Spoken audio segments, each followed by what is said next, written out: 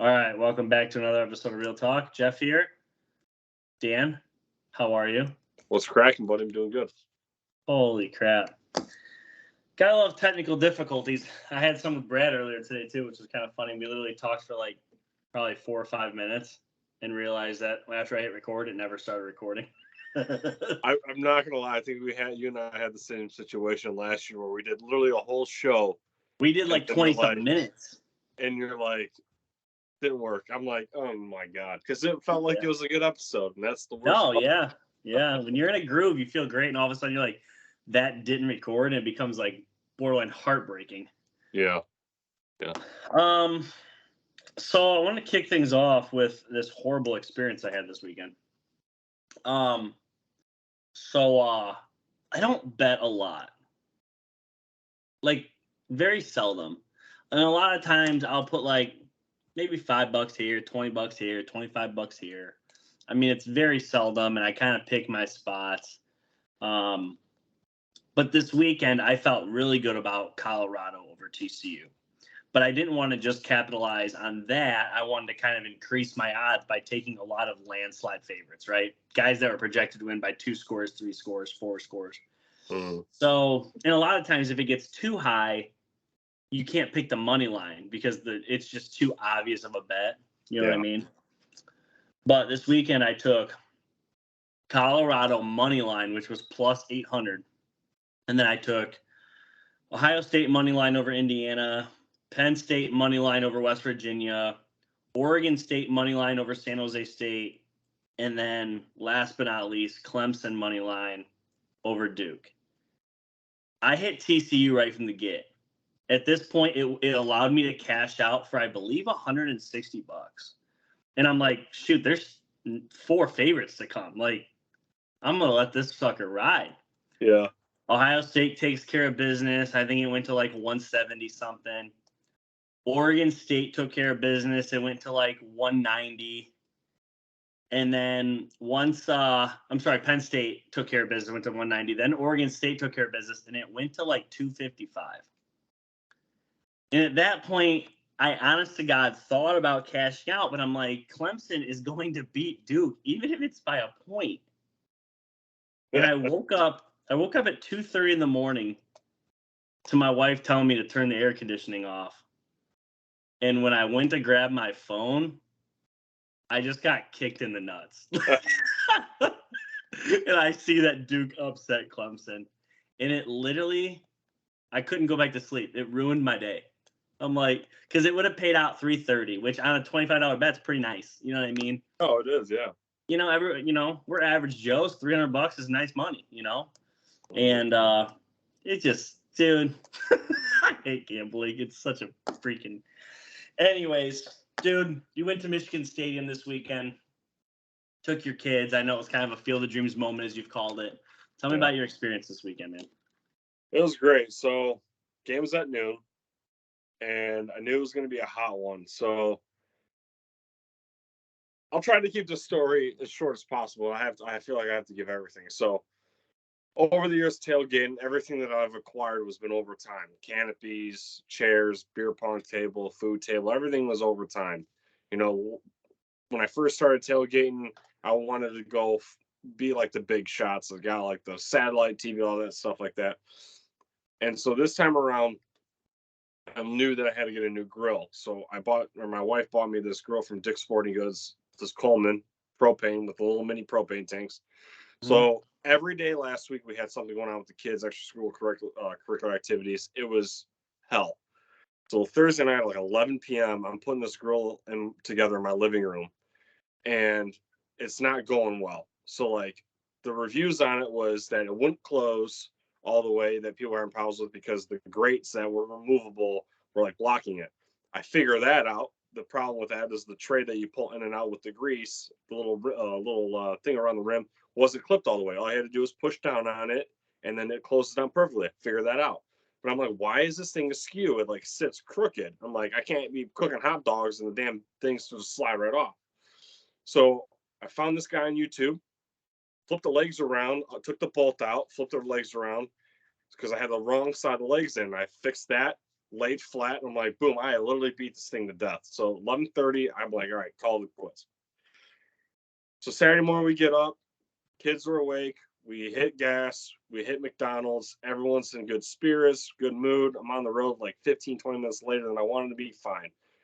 We pull up off State Street. Now, if any Michigan fan or anyone who goes Big House, you can get to the stadium half a dozen ways. I take State Street normally to get to the golf course.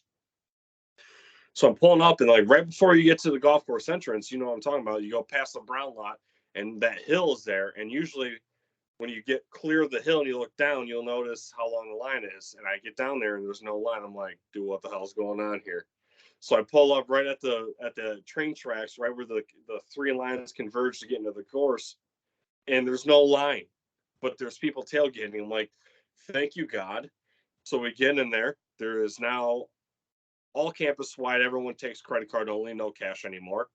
So we get in there, give them my card, $50. Boom, we park. We park where we did last year by the bathrooms, and my kids are in great moods. I set up the canopy, get the grill out, get the table set up. Everything is fine. Teach them how to play cornhole. Great.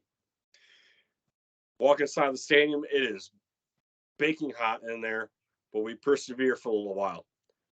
Well, going into the game, I'm like, you know what? Let's just get to halftime. We'll leave at halftime, go to M-Den, go home, beat the traffic. So right before halftime, my son is eating popcorn and he gets a kernel stuck in the bottom of his row of his teeth. That literally ruined that kid's world for 45 minutes. And I'm like, I'm just sitting there and he doesn't want me to touch him. He doesn't want his mom to touch him, nothing. I'm just sitting there and like, unbelievable. But when they came out of the tunnel, I had wet eyes. Like, it was a great time. He's up there cheering anything, but just that popcorn kernel. So my wife gets it out. Then he eats popcorn some more, gets another one stuck in there. I'm like, I'm just not going to win today. So halftime comes, we go hit M-Dem, drop a hundy, and then we are walking out, and he's like, I don't want to leave. I'm like, you don't want to leave? He's like, no, I want to go back to the seats. I'm like, all right. So he's wearing a big Michigan chain necklace. I bought him in there. We go down to the seats, and then my daughter is doing a 180. Now she's in a piss mood. I'm like, great. So all in all, we lasted until about 10 minutes to go in the fourth quarter. We walked back to the truck, and then we got on the freeway. There was no traffic, and I got home in 45 minutes, which is an absolute record. So all in all, it was great. I did accomplish what I wanted to. They had fun, and then the last part of the weekend, my son is running around the house yelling, "Go Blue! Let's go Michigan!" And he wants all the lights off in the house so he can run out from the bedroom upstairs. So it was mission accomplished for sure. So I'm gonna point out, you just pointed out that you had bought your son this chain. So those of you that don't know, there's a lot of teams that sell these. I haven't seen like a ton of them, but I know there's more than just Michigan. But it's this big, extravagant gold chain with this big ass block end that's probably literally as big as my head.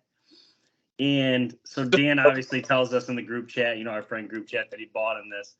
He sends a picture the next day. Your son's laying there on this this poolside chair, kicked back, and he's got this chain around his neck, just chilling, passed out. Dude, the picture's worth 1,000 words. This is great. I was chuckling. That was good stuff. So I ended up buying him the Michigan chain, which is a styrofoam block M, and that thing is like $30. And it's still not worth $30, but I thought it was cool. I'm like, what the hell? And then he got a Michigan like blue football, like a rubber football, and then he ended up getting a foam finger, and he kept calling his equipment. So when we went to my mom's pool, where the picture was with him in the beach chair, he's like, I want to show Gigi my football equipment. So he's like just running around the pool wearing a big ass chain. So yeah, it was a good time. The only problem I had with that day is, like you, I had a parlay going, and I put down like $5 to win 150, and the Michigan spread was 35.5, and I picked the alternate spread at 28.5. And I'm listening to the game on the radio while I have the Colorado game on my phone in the little cubby, and I hear that the Eastern Carolina Pirates kicked a meaningless field goal, and it ruined the parlay. So I was quite pissed about that, but other than that, it was a good time. God, screw betting. Well, that's 2 eventful little weekends from us, obviously. Dude, football was great. As far as as far as week one goes, I just talked about a second ago how I bet Colorado on the money line. Those of you that were, in on that, you probably made some money. Colorado was the talk of the weekend. Dion and his boys / Travis Hunter came up, showed out, balled out against the NCAA runner-ups last year to Georgia. They went to the national championship game, and obviously this is something I had said going into the weekend. I think you had said too. They lost a lot of pieces, so this was not the TCU team that played last year. But Colorado turning over most of their roster, I think, is still impressive. And the fact that they went in there and just kind of did whatever they wanted offensively was kind of the talk of the weekend. Opinions on Colorado? What kind of you've seen there? What transpired? Take it away. Yeah, very impressive. Shedeur Sanders, quarterback, balled out, 500 plus yards passing or something like that. While it is very cool to see, I just said on Twitter, I was like, let's just see where this team is at after the Oregon. It's week one, right? And Travis Hunter, even before the game happened, is very confident on social media, TikTok, named his top 5 Heisman candidates, and he put himself there with Sanders. So it's just like, all right, calm down. But I mean, and they balled out. They got my respect. But it's just let's just see when we play a team that didn't lose 70% of their roster. But again, to the back end of that is they're a fairly revamped team as well. So I just think the most revamped team in college football. Right. I just think that, again, you have Max Duggan behind center or whatever. I mean, it's a different game. But anyways, regardless, I'm not trying to take anything away from him, even though that's what my argument is. I just feel like everyone just needs to relax on the week one championship here. Before we get into Michigan, I wanted to talk a little bit more Colorado. So Colorado, they turn over their roster. There's 51 total transfer kids on the team. Clemson has one. Who knows? Colorado obviously goes into enemy territory. TCU on the road does pretty much whatever they want offensively. They steal a W. Clemson goes on the road and can't score. Is this the way of college football now? Is this, if you're not getting these transfers, you can't compete? Where are you at on that? Is this just one of those things where I just happen to pick some team that won and some team that lost, or is there more to this?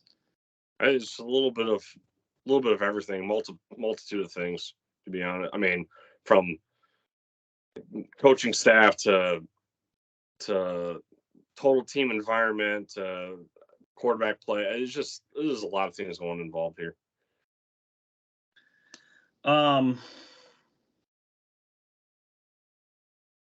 If Colorado were to go undefeated into that Oregon game and at least puts up a fight, maybe they lose by 3-7. Where are you at on them? Are you higher on them, or? Definitely higher on them, and they're going to be for real. If they go out and execute on offense like they did especially when they play USC, who USC has no defense as of right now either. That game is projecting to be game of the year. Going to be bonk. USC back to back. So it's going to be some interesting television. Yeah. Truthfully, I thought it was weird that College Game Day picked the North Carolina South Carolina game rather than the TCU Colorado game personally. But I mean, big noon kickoff was there obviously, and ended up being the most talked about game of the weekend by a mile. I think maybe if the game was at Colorado, if it was in Boulder, I think maybe there would be a little bit more intrigue to have it there. I think it was just because it was in TCU and, again, new quarterback, new defense, new player, whatever. I just think that wasn't much persona there. But I think if it was in Boulder, I think you might have had more of a intrigue because of the homecoming and all that jazz. Yeah. I think it's time to talk some Michigan. Let's do it. So Michigan plays East Carolina this weekend. You're at the game. They take care of business. They don't cover the spread, but they win 30-3, 23-0 at halftime. So really, they only scored another 7 the entire second half. That's kind of hate to see that. I mean, they weren't really trending to really cover any sort of spread. But Overall, I thought it was just a solid effort. You know, you're without Jim Harbaugh. I thought it was a little. It just felt very like conservative, which is obviously kind of Michigan's MO for the last couple of years. Mm. You know, the whole tribute for thing, I was like, yeah, I don't know. Can we just beat this team down? Like, that's what I'm thinking to myself. Can we stop just being cute? You're backed up. The very first time they touched the ball, they were backed up on their own like 1 or 2, and they ran it 3 straight times. Didn't go anywhere. I don't know. I just I would have liked to see them really pour it on. I mean, this is East Carolina, though. East Carolina did go 8-3 last year, so I just don't know how. This actually might be a solid win. This actually might be a better win than we think it is. Well, you kind of give your initial inputs. Yeah, it definitely. Going into the game, I thought like 38-10 might be doable. Get up on them early and then coast to the second half with your backups. JJ McCarthy was in there a lot longer than I thought. The starters were in there a lot longer than I thought. Now, I had to rewatch this game via highlights, film, all that stuff, because being at the game with the kids, my mind is so much on other things. I wasn't able to really focus on players lining up where each, and like I didn't even know till after the game that Will Johnson didn't even he suited up and he didn't even play. I didn't even realize that till after I started watching the highlights. Like, oh, he wasn't even there. But you know, passing game looked crisp. Kirk Campbell calling the offensive duties, and I thought he did a really good job. Now they missed a field goal and then they fumbled a goal on a goal line play, so you lose 10 points right there. So if it's 40-3, then you're like, oh, okay, but it is what it is. Defense looked great. They didn't log a sack, but they smothered ECU on offense. Blake Corum and Donovan Edwards both had a handful, let's say handful, like a few each, long runs or mid-range runs. Other than that, they got kind of bottled up, and I think, the offensive line is still working the kinks out. I think Sherrone Moore not being there also played a role. He's obviously the offensive line coach. Obviously, his expertise is not there present at the exact same time that everything's happening. Mikey Sanderson had a great interception. Josh Wallace had a phenomenal play on the ball that got called back because the wide receiver was ineligible and he was on the sideline. Other than that, I mean, that interception was nasty. And then Roman Wilson, I did a whole episode on the Southeast Michigan podcast where we went through weight gain, weight loss, and jersey swap numbers. And Roman Wilson at that time was still number 14. He switched his number to 1, and he balled out with a hat trick. So he lived up to that. But without Rod Moore, without Makari Page, outside of like 1 or 2 plays, and then without Will Johnson, the defense played real well. Makari Page played. That's what I'm saying. Outside of like one series or a couple plays. Oh. Like I saw 7 there for a brief moment, but then when I looked again, Keon Sabb was back out. He laid the boom on somebody. He about killed the dude. I was like, geez Louise. Yeah, I mean, I don't have a ton more to add as far as just recapping goes. I posted this on Facebook before the game. It's round 1 of a 15-round fight. They won the first round easily. Mm-hmm. That's all you can ask. They were never tested. They were never scared. It is what it is. Would I like to see 51-0? Sure. It is what it is, though. Likes, dislikes, more of? Got some? Go ahead. I'll take likes to start here. I got 2. Likes. JJ passing. I mean, Lily broke the Michigan single game record, completion percentage record, with over 25 attempts. So I thought he was accurate. I thought to be honest, he looked like the best player on the field on offense, which is kind of weird because we haven't had that at quarterback in been a long time, probably since Denard, if I had to guess. Second thing, the cornerbacks, interceptions. I put Mikey and Josh because Josh just should have been a pick. Just like to see them getting greedy. I love to see that. I had a feeling going into this season that Josh Wallace was going to be a dude to be reckoned with, and I thought he played great. Obviously, that interception that got called back is the body control on the sideline, filthy, just Yeah. absolutely filthy. Yep. So looking forward to this secondary. I think it's going to be disgusting. Yep. And my likes was again, JJ McCarthy, the passing game. Again, Kirk Campbell did a great job calling the plays. I thought number 9 looked in tune. Like there was an early first quarter throw where he threw hash to hash, and Roman Wilson did like a 10 or 15-yard out route, and it was perfectly placed on the money dime. The last touchdown he threw to Roman Wilson was in the corner, and that was over 2 defenders' heads. Perfectly placed in there, looked phenomenal. And I mean, he looked in midseason form.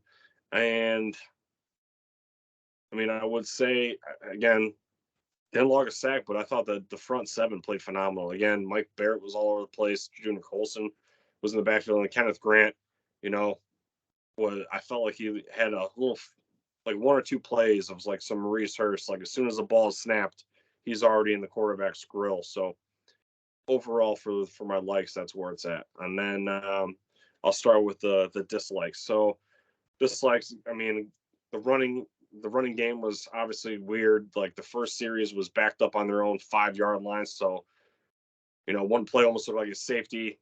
The holes weren't really there. But again, it started to lighten up a little bit in the second half or late second quarter, if you will.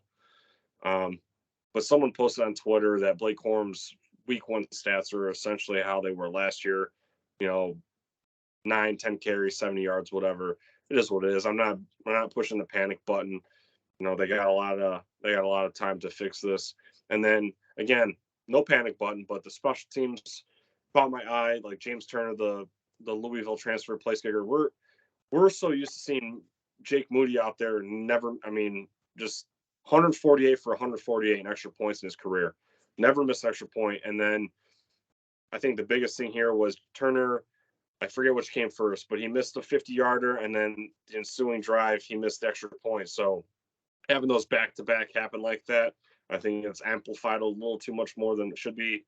But he sank a 52-yarder as well. The only thing I'll be looking out for is his ball rotation. I could be misremembering, but even the ones he made, they just came off the foot weird. But I mean, it is what it is. As long as he can hit between 40 and 45 routinely, I think he'll be okay because, he's not a freshman.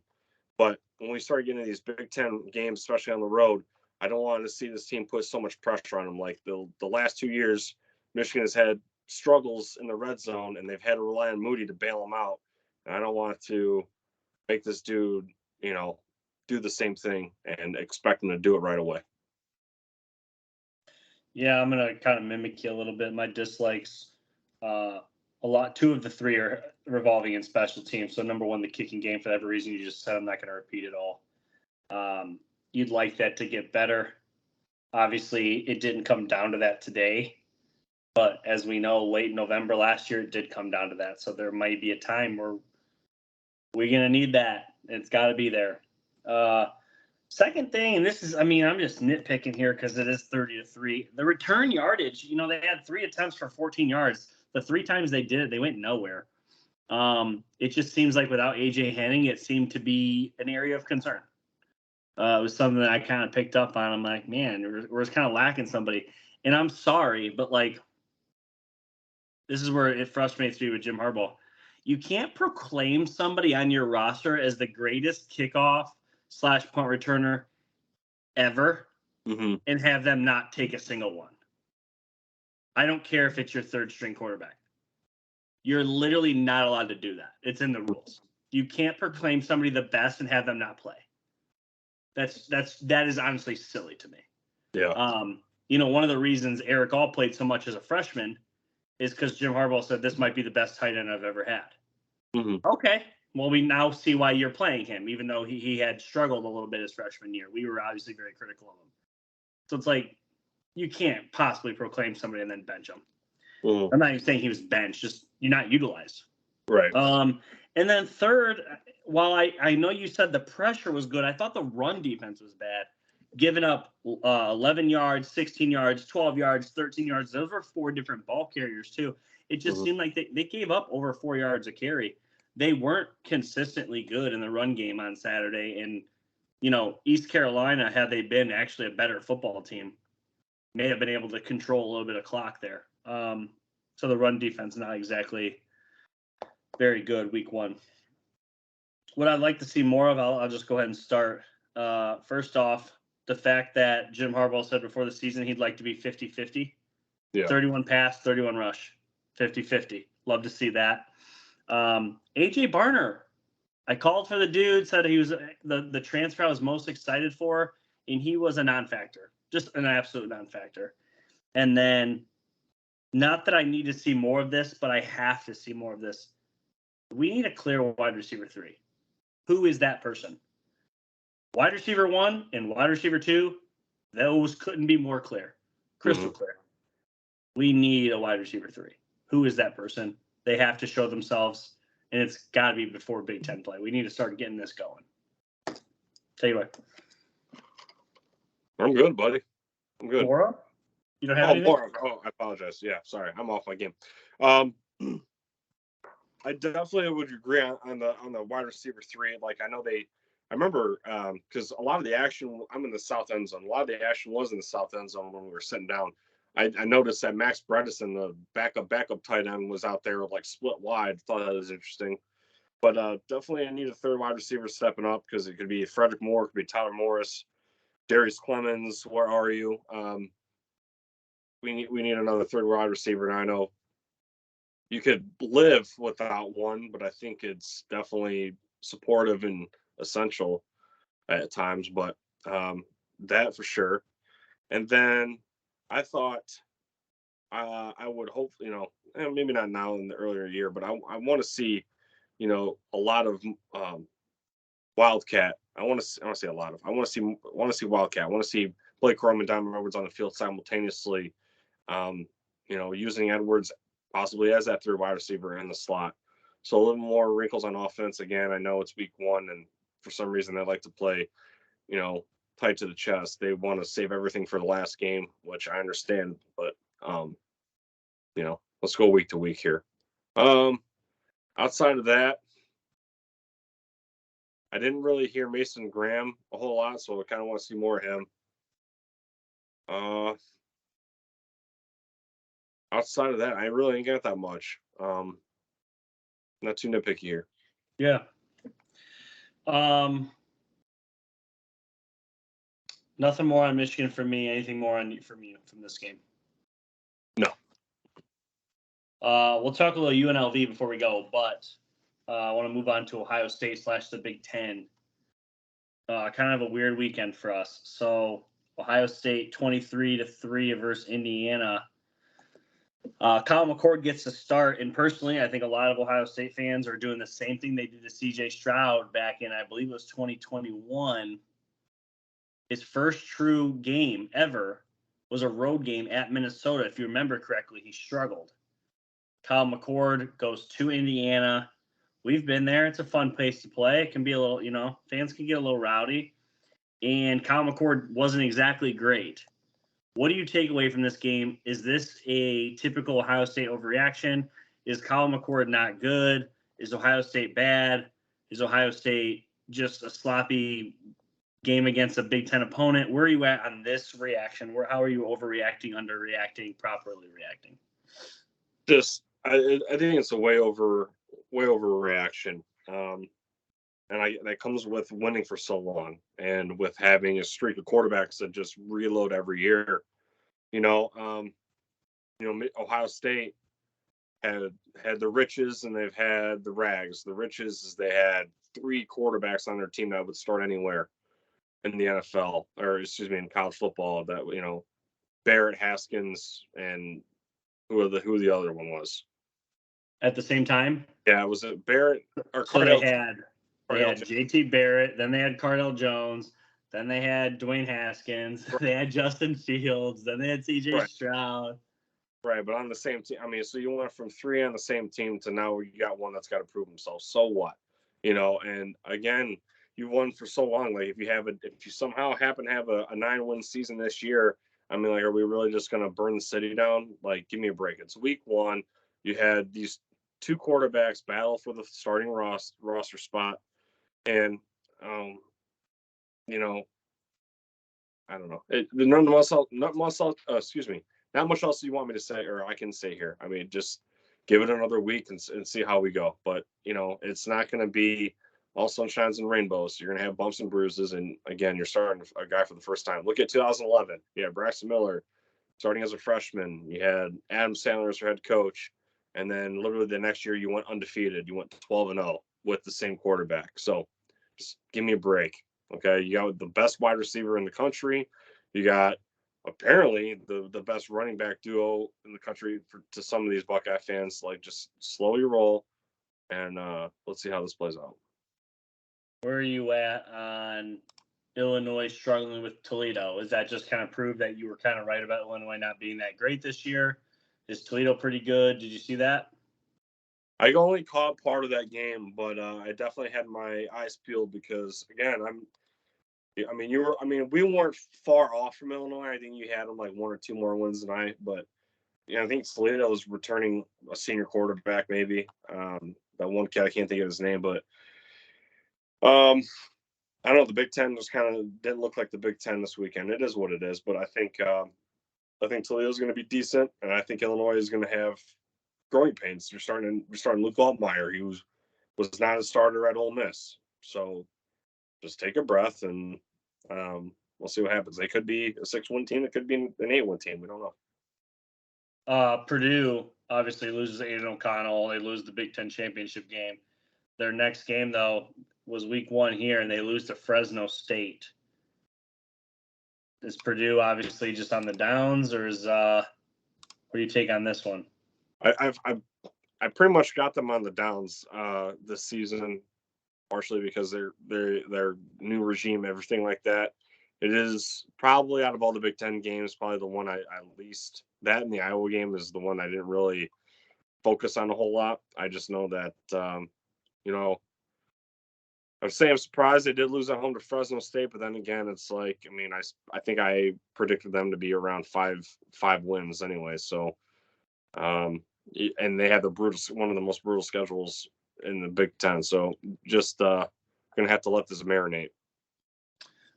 Penn State, they host West Virginia in a whiteout to start the season. I thought they looked real good. Opinions on Penn State? Yeah, Drew Allen looked fantastic. The game was a little closer in the first half when West Virginia was getting some stops from time to time. But their offense, the Mountaineers' offense, just could not compete with Penn State's defense at all. There's just no match. The environment played obviously a factor. And so after a while, Penn State just started grinding and wear them out, and they knocked them. They gave that right hook in the third quarter, and Aller stepped up. He looked polished, poised, comfortable, and if they keep playing like that, man, Michigan and Ohio State are going to have a tall task. Last but not least, I feel like we should bring up. I know you said you didn't watch much of the Iowa. I didn't watch any of it. I did check out the box score and stuff. So Iowa, they beat Utah State 24-14. They only win by 10. Any cause of concern? Are you still okay with Iowa? Are you down a little bit after this game? Where are you at on them? I'm not. You're not ready to jump ship. I'm not ready to jump ship. I'm right. I'm the same way now as I was before week 1. They played Utah State, who threw the ball 48 times, and they only gave up 213 yards. And the Cooper Legas, the Aggies quarterback, he was averaging 4.4 yards per pass. So not sweating it.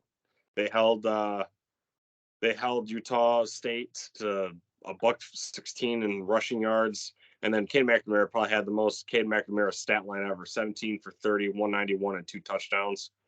And Luke Lachey for 7 receptions, and Eric All only 3, and Eric All got the touchdown. Yeah. So yeah, I'm not worried about it. Iowa recovered. Excuse me, never mind. I'm looking at the wrong sideline. I was about to say they recovered 2 fumbles. No, they fumbled it twice, but didn't lose it. Yeah, I'm not sweating it. UNLV. So last week they played Bryant, and the stat that I took away, especially because I just told you I thought our run defense was a little weak, 283 yards on the ground they put down. So there's quite the rushing attack from this team, but they did give up 179 yards to Bryant University. That's who we're playing this weekend. Game's on CBS. I believe it's a 3:30 game, if I'm not mistaken. Is it? Do you know? What's what? Is it a 3:30 game? Oh boy. I'm sorry, I'm trying to find it. Hang on. Michigan. 3:30 CBS. I was right. I need to just trust my gut. So UNLV comes to town. What do you got in UNLV? I mean, you touched on it, and they notched 283 yards on the ground. They played two quarterbacks last week for a combined 126 yards, one interception. They got a first-year head coach in Barry Odom. I know that Michigan obviously didn't have a stellar performance on the run D, but I think East Carolina is probably a more talented. I mean, maybe not, but I think that you're probably more talented than UNLV. I think Michigan will be fine here. I'm not, if they give up even 150 yards on the ground to UNLV, I'm not going to be cause for concern just yet. But Michigan should be expecting Rod Moore back. Will Johnson apparently was, like hovering around ready to go. So if they need him, they need him. If not. But I think even if they roll out the same defense as last week, I think they'll be okay. I'm not sweating it, but I would like to see this team put more of an exclamation point 100% on this game. If they get to like 42, 45 points on offense, I'll sleep sound. Um, Sorry, I didn't mean to interrupt you. Go ahead. Before I pass it back off. So UNLV, I know they won 44-14, right? They also gave up 400 yards to Bryant. Yeah. So, I mean, yeah. So before we move on, we get a Jim Harbaugh quote for the ages. The head coach is supposed to be the guardian of victory. There's no offense, there's no defense, there's just we-fence. Opinions on we-fence. The dude is, I mean, I don't know if he just eats a lot of Chinese food and has a fortune cookie from time to time, but it's not his best one. But I mean, are you buying a we-fence T-shirt if it comes out? You know what? If it's you know what? I guess I would. If I'm walking up to the stadium and I see the guy that goes, I need tickets, and then the guy right after him is like, we fence shirts, I'd be like, all right, how much, my man? It's funny. What you just described, I got depicted in my head perfectly. I can picture the entire thing. Oh gosh. Okay, before we go, a couple of matchups this weekend. Iowa State. We just talked about Iowa a second ago. You think they take care of business? I think I predicted them in the preseason they would, yes. Yeah. Monumental matchup. This is the biggest matchup of the weekend. Bama, Texas at Tuscaloosa. Who you got here? I don't know who I got here. Bama's a 7-point favorite, but I'll definitely, if I'm not. Texas on the money line's the bet here. If I have free time, I'm watching this game. This one's gonna be big. Yeah. No, I think Texas on the money line is the way to go here. Texas looked solid week one. Bama was struggling at home against Little Sister of the Poor, whoever they were playing. Yeah. So, yeah, I don't know. I think the way Texas played with Quinn Ewers last year in this game, Bama's quarterback is so uncertain. I like Texas. Give me Texas up down the road. We just talked about it on Twitter a minute ago. This is the other game I have for this weekend. Though it's not a huge matchup. The hype right now. Colorado at home against Nebraska. Nebraska struggled in a Big Ten game on the road at Minnesota. Does Colorado put it down on them? Is Nebraska's defense kind of slowed them up a little bit? Where are you at on this? Yeah, I don't know, man. If Nebraska can't get the offense rolling early, Colorado's going to put on them and put them on them fast. I think this is a very intriguing matchup because you went from a game that was essentially basketball on grass, and then you just went. Another team came from a game where they hit 26 points total or 23 points total. So I don't know, man. Jeff Sims, the Nebraska quarterback, he's mostly known for running, but he's going to have to use his arm here. Dude, his decision making was horrible against Minnesota.